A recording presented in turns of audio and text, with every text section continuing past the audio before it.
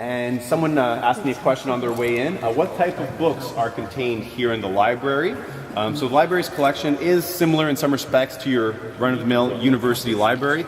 History books, legal books, for example. It is the Library of Parliament, and the librarians who usually work right behind me during the week who will actually offer legal advice to members of Parliament.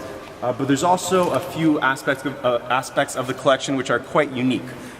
One example of that is a book that was donated to the Library of Parliament by Queen Victoria, the very tall lady standing right behind me, well, the marble representation of her at least.